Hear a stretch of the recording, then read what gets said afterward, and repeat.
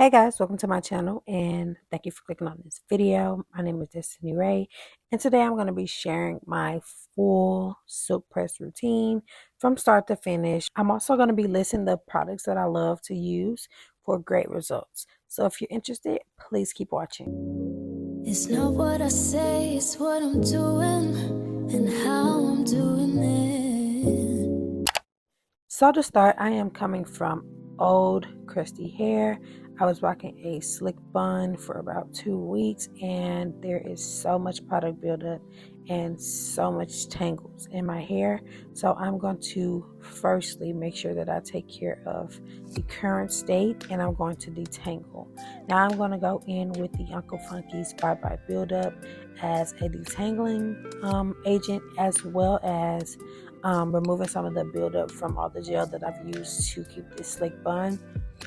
I love this product. It is originally a co-wash, but lately I've been using it as just like a pre-wash or pre-shampoo, just to remove any of the buildup that I have on my hair. And I've really loved using this, and it's helped manage my hair and not lose as much hair in the detangling process.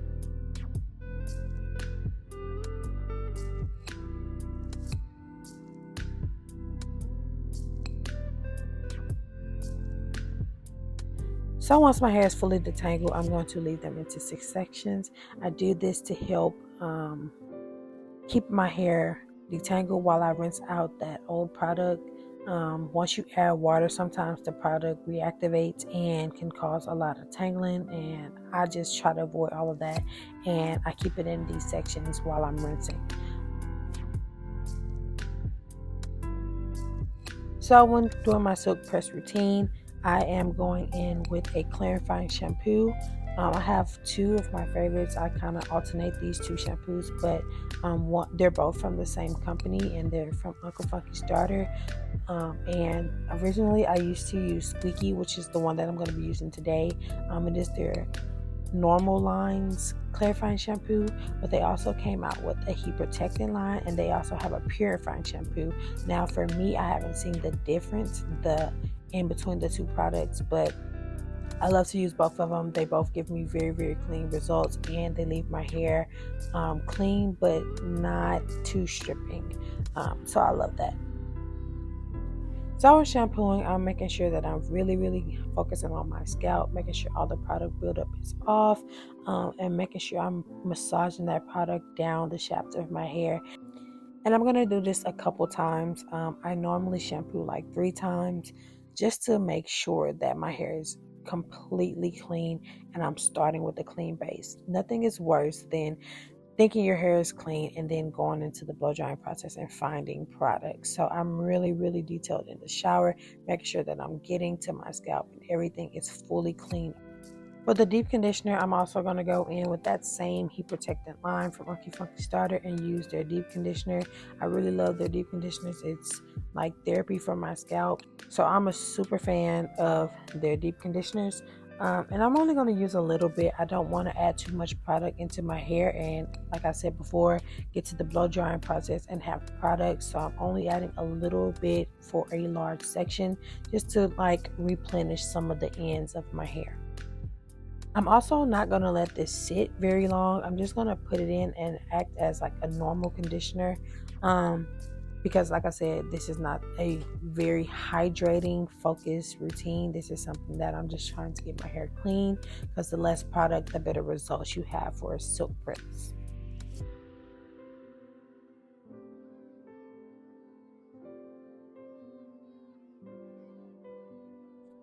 Once I'm done with this process, I'm going to step out of the shower and I'm going to begin to towel dry or use a cotton shirt. I kind of just do whatever I have on hand, and I'm just very gently dabbing water, squeezing water out of my hair. Next, I'm going to go in and start to section my hair. I normally start into quadrants, just because that's manageable enough for me, but it kind of depends on how much hair you have and how dense or thick your hair is. And yeah, you want to make sure that you have your hair nice and sectioned. Now this is the moment where I'm going to add all of my silkening products. I go in with the Cheese Silk Infusion. Absolutely love this product. This is going to get the hair flowy and get your strands nice and silky. I normally go in with the Bio Silk as well, but I seem to have forgotten to go get that before I filmed this video, and at this point I was not about to walk out the house in the cold with wet hair. And I like to put in all my products before I blow dry, just because I don't like any fresh products on top of my hair before I flat iron and have the plates of the flat iron squeezing on top of product onto my hair. I feel like this is what fries your strands, and I just try to minimize that as much as I can. The blow dryer that I'm going to be using today is the handy dandy Dyson. I absolutely love this blow dryer. It is the key for natural hair, whether you're wearing it in a curly state or you are doing a stretch style / straight style. This is such a great tool to have. It is very expensive, but it has been extremely worth it for me. So I'm going to go with this Dyson, and I'm going to use the comb tool. And I love the way these bristles slide through my hair. It is very safe for natural hair. Sometimes I even use it to detangle without even using a brush. It's really crazy, but it is so good for my hair. It's not tugging or pulling your hair, which I've experienced with other blow dryer combs. So I absolutely love it. So as I'm using the comb attachment while blow drying, I'm going to go and make sure that I am fully detangling the ends up into my root. And then once that is completed, then I'm going to use the tension method and make sure that the hair is completely dry and completely straight. You have to blow dry straight. I cannot emphasize this enough. The results are not with the flat iron, they are with the blow dryer. And so I'm going to go in and ensure that my hair is dry but also straight, flowing in the way that I want the hair to flow when I flat iron it. So I'm always going to be blowing down toward my ends. And once I am done with the entire section, I am going to pin that section to make sure that it doesn't revert or get frizzy. So I'll make sure my hair has the opportunity to cool down, but it's also compact, so it's not actually growing. I call it looking like a lion. And y'all, this is the whole workout. I had to stop and get a water break because I got too much hair on my head. Now that I'm completely done, I just make sure that, my roots are straight enough that I feel like I'm not going to do too much excessive heat to it. So I just go back to my problem areas and blow dry one more time. And I know I need my ends clipped. I'm going to do that very, very soon. I'm just growing out a couple of damaged ends, and then I'm going to get a fresh cut. But yeah, just analyze my hair and make sure that it's good to go forward to flat ironing. Another precaution to take is to make sure that your flat irons are clean. Oh my God, one time, guys, I did a whole blowout and then went to silk press and realized that there was buildup on my flat iron, greasy buildup on my flat iron. And so now my hair was completely greasy and I was just upset. So now for the actual flat ironing process. The key to this is to take your time and use very small sections. I have a comb and I basically use the parting section as the amount of hair that I'm going to use. And this has worked for me, and this has kept me consistent even when I'm tired. So when I section just going off of my fingers or whatever, just going with the flow, as I get tired, the sections get bigger, the results don't come out as good. So I just kind of use this as just a generic way of measuring how big I'm going to be going through my hair. So the flat iron that I'm using today is the Generic Value Products Ceramic Flat Iron. It is the 1 inch and it is the straightest, sleekest hair straightener. I got this flat iron in high school from Sally Beauty, and it never failed me. It's not the best. It's probably not the favorite of the natural community, but it works for me, and it has adjustable heat, and I like that. I like to be able to control how much heat is going on my hair. And I currently have it set at 320. I never go to the full amount of heat just because I'm not trying to have heat damage. My hair is damaged enough, but that's for another day. Now, once I get to the top, I like to part and section my hair in ways that I'm going to wear it and use that as the way that I'm going to flat iron it. If I want to wear it in the middle part, I'm going to make sure that I have that middle part set and I'm flat ironing the hair in the way that I want it to flow. If you plan on doing it multiple ways, I hit all the ways that I'm going to wear it when I flat iron those specific sections.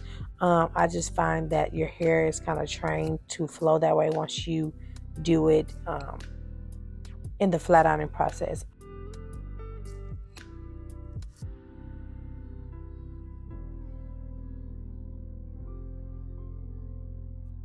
I promise this flat iron is not as hot as it looks. I don't know why I look like it's frying my hair, but it is definitely not.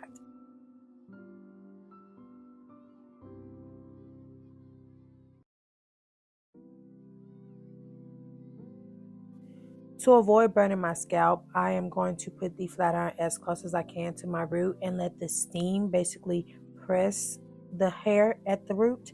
And I do this so I don't burn myself, for one, and for two, I'm not clamping at the root of my hair and causing unnecessary breakage. Now, at this point, once you are done straightening the entire head, you can add some body, whether you want to add like curls or you want to just bump the ends. I'm a bump the ends type of person just because I want to minimize the amount of heat that I'm applying to my hair, and it just doesn't come out right every single time, so I just don't try. But if you like to add the bodies and if your hair is layered and you want to give that real silk press, by all means do that, sis. I love it. I'm here for it. So once my hair is finished, I go in with a light amount of oil just to add moisture, shine, and just to get it from getting frizzy. The oil that I love to use is the Curlsmith bonding oil. Absolutely love it. I love the scent of it. I love the results that it adds to my silk press. It doesn't weigh my hair down. So yeah, it's my go-to. And I absolutely love it.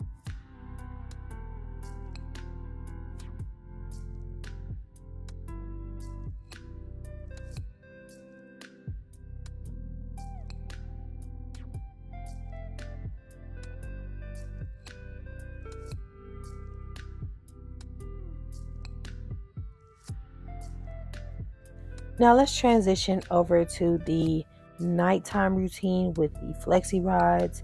I'm fairly new to this. I was a OG wrapping my hair type girl, but I just don't see the results that I like anymore.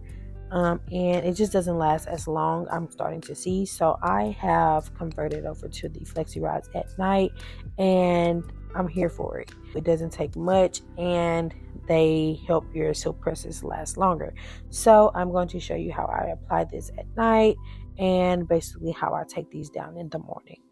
In the front, I'm going from center of my head to my ear. That'll be one section on both sides. And then in the back, I just kind of go as I feel is needed. So I'm going to be using the gray rods, and I basically am going to be putting that under my sections, and I'm just tucking the ends and wrapping the hair on top of it.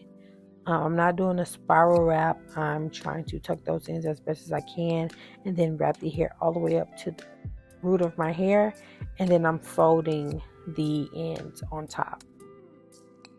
It takes a couple practice times, especially with no product, making the ends stick, but I just kind of tuck it under my hair and that helps.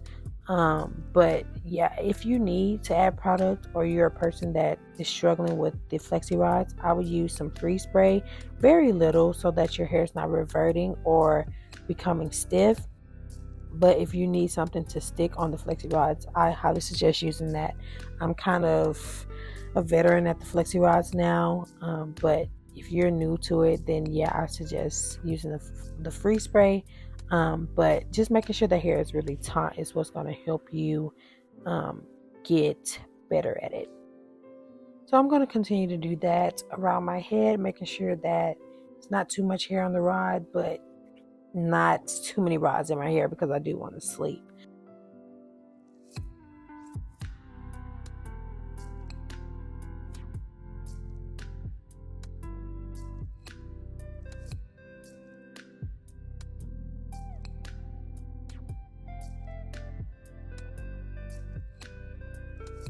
But once you're finished, you're just gonna put your bonnet on and sleep as normal. And then in the morning, you're just gonna take it down. Like, it's so easy, y'all. And when I take it down, I make sure that I'm being very gentle and not pulling the curls. I want to make sure that I'm just unraveling. You don't want to stretch them out, and you also don't want to comb them out too much. This hair will fall throughout the day. So as you're seeing my hair right now, super Sunday school curls, but do not be alarmed, they will fall. Well, that wraps up this video. I hope you guys enjoyed these tips. Make sure you give this video a thumbs up. Comment down below anything that you found useful, and also comment down below any other tutorials that you guys want me to share. I kind of want to be more inclined to what you guys want, so make sure you comment down below any video ideas. And yeah, make sure to subscribe to my channel. We're on the road to 1K, and your girl is serious this year, so let's get it. But until next time, be blessed. It's not what I say, it's what I'm doing.